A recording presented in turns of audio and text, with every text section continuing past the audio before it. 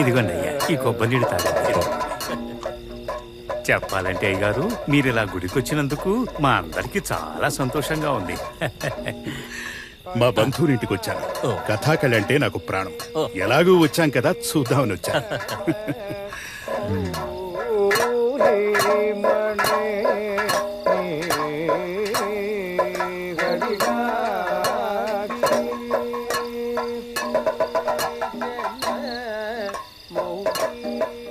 ఆయన చాలాసేపటి నుంచి చెయ్యిని అటు ఇటు ఆడిస్తున్నాడు, కానీ ఏం చెప్తున్నాడో ఏమీ అర్థం కావడం లేదే.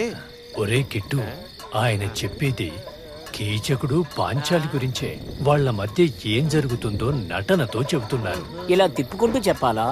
దానికి మరీ అంతలా తిప్పుకోవాలా? మిమ్మల్ని తీసుకుని కథాకలికొచ్చాను చూడు, నన్ను నేనే అనుకోవాలి.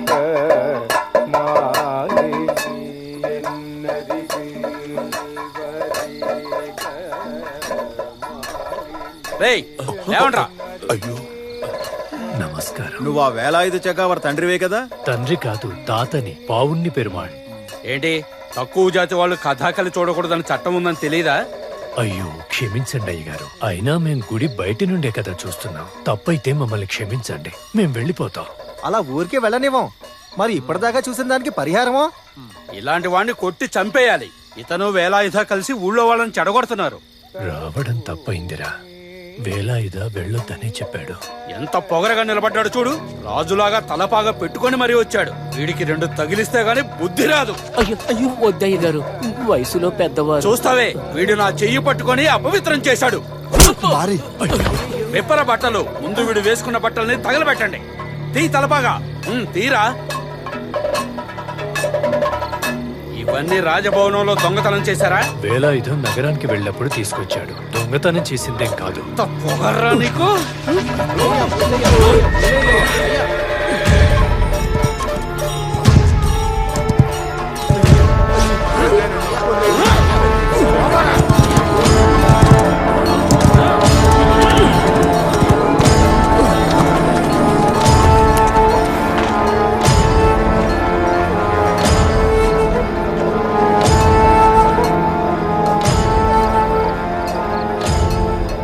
మా తాతను చంపాలని చూసింది. ధైర్యం ఉంటే ముందుకు రండి. ప్రదర్శన ఆపి అందరూ ఇటు రండి. ఇక్కడ ఒకడు మన ఊరు పరువు తీయాలని చూస్తున్నాడు. త్వరగా రండి.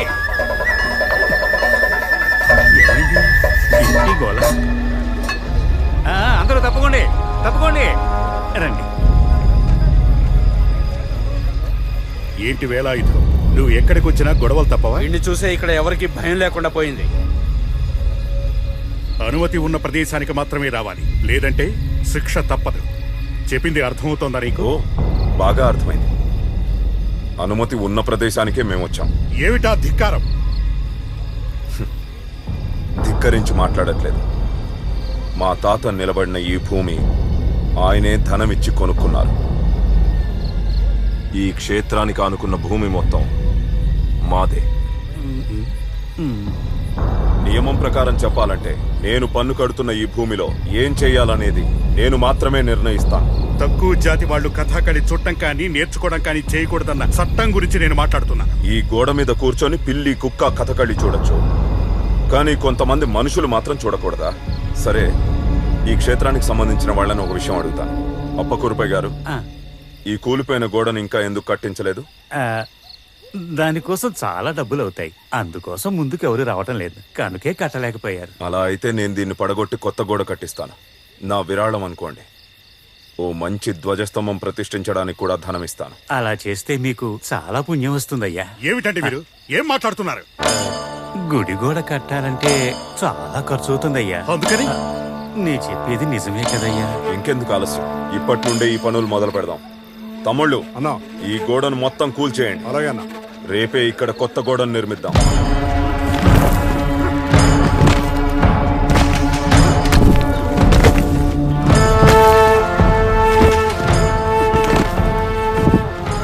మాలాంటి వాళ్ళకు నువ్విచ్చే గౌరవ మర్యాదలు ఇలాగే ఉంటాయా? అయ్యో, అలా మాట్లాడకండి. మీరంటే గౌరవం ఉంది కనుకే సొంత ధనం ఖర్చు పెట్టి గోడ కట్టిస్తానంటున్నాను. కథకళి ఆడుతున్న కళాకారులు ఎవరు ఇక్కడ? నేనే కొట్టారం నాను ఆశాన్. ఒక ప్రదర్శనకు మీకు ఎంత ఇస్తారు? ఒక 10 రూపాయల దాకా వస్తుంది. అది కూడా ఎప్పుడైనా. మేళకారులు సహచరులతో కలిపి మొత్తం 12 మంది ఉన్నాం. నిలిపిన ప్రదర్శన మొదలెట్టడానికి మీకు 300 రూపాయలు ఇస్తే సంతోషమే కదా? 300 రూపాయలా? కృష్ణ, వాసుదేవా, ఇన్నాళ్ళుగా నీకు సేవ చేసుకున్నందుకు నాకు లభించిన సన్మానమా? చంద్రు, స్వీకరించండి. నాకు ఉపకారం చేయాలి. మీరు ఈ వేదిక మీద ప్రదర్శిస్తే చాలా సంతోషిస్తాం. మా తాతయ్య ఈ పక్కనే ఉండి చూస్తారు. ఇదిగో మేళతాళాలు, అందరూ త్వరగా వేదిక మీదకి పదండి, ప్రదర్శన మొదలు పెట్టాలి. అయ్యా, ఇవాళ ఇక్కడ ఎలాంటి ప్రదర్శన జరగకూడదు. నాను ఆశన్ కథకళి ఆడతారు. నేను చెప్తున్నాను. ఎంత పొగరా నీకు? ఏయ్! ఊళ్ళో ప్రజల ముందు అవమానాలు పాలవద్దు. గౌరవం కాపాడుకోవాలనుకుంటే వెళ్ళిపోవడమే మంచిది. దైవ కార్యం కాబట్టి నీకు ప్రాణభిక్ష పెడుతున్నా.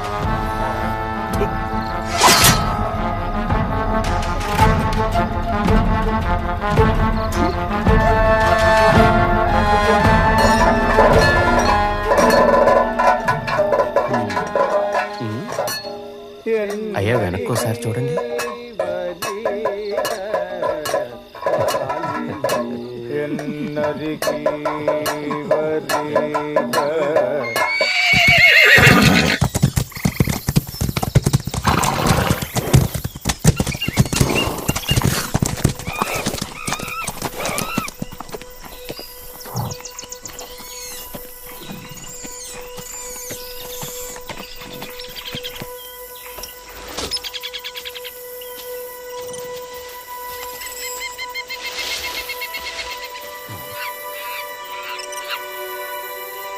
ఇవి వాడి అశ్వంపాద గుర్తులే.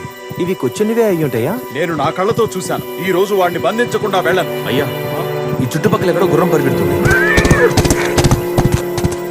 అది వాడే అయి ఉంటాడు. పదండి, వాడిని ఎలా అయినా ఈ రోజు బంధించాలి.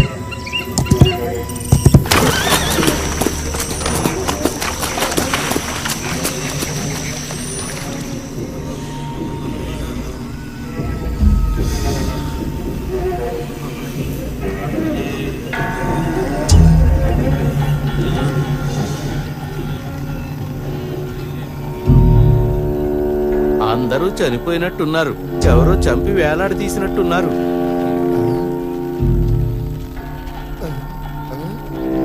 అయ్యో, ఇక్కడ వేలాడదీయబడింది మన సైనిక దళాధిపతి పడిక్కర్ గారు. అవునా? అయ్యో, ఏమైంది? ఏం జరిగింది? ఎవరు చేశారు? కట్లు విప్పి దించండి, లేకపోతే చచ్చేలా ఉన్నాను. ప్రజలందరూ వినండి. మన మహారాజు గారు పెద్ద మనసుతో ప్రజలందరికీ ఉత్తర్వులను జారీ చేశారు. శ్రీ పద్మనాభ స్వామి గుడిలో బంగారు ఆభరణాలను తస్కరించుకుని వెళ్లిన కాయింకుళ కొచ్చున్నని కనిపెట్టడానికి వెళ్లిన మన సేనాధిపతి అయినటువంటి పాచి పనికర్ వారిని, ఆయన అంగరక్షకులను దాడి చేసి హింసించాడు. ఇంతటి దారుణానికి ఒడిగట్టిన కొచ్చుని ప్రాణాలతో గాని అతని శవాన్ని గాని పట్టుకుని అప్పగించిన వారికి 200 రూపాయలు, ఆ దుర్మార్గుడి గురించి సమాచారం ఇచ్చిన వారికి 100 రూపాయల సొమ్ముని బహుమతిగా ఇవ్వడం జరుగుతుందని మహారాజు గారు ప్రజలకు తెలియజేస్తున్నారు.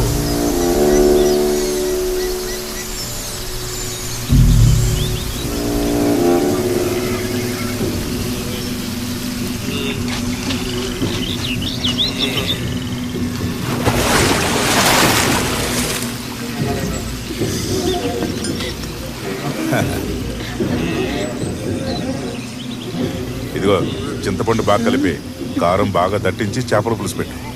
నువ్వు చేసే చేపల పులుసు తలుచుకుంటేనే నోట్లో నీళ్లు ఊరుతున్నాయి. ఊరుతాయి కానీ మీరు ఎప్పుడూ అమాసకు పుణ్యానికి ఇక్కడికి వస్తారు. ఎప్పుడు వస్తే ఏంటే, వచ్చినప్పుడు నీకు ఎలాంటి లోటు రాకుండా చూసుకుంటున్నాను కదే.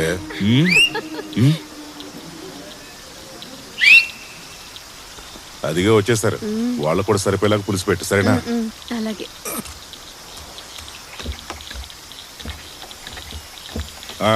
అందరూ వచ్చారు. ఏదైనా ముఖ్యమైన విషయమా?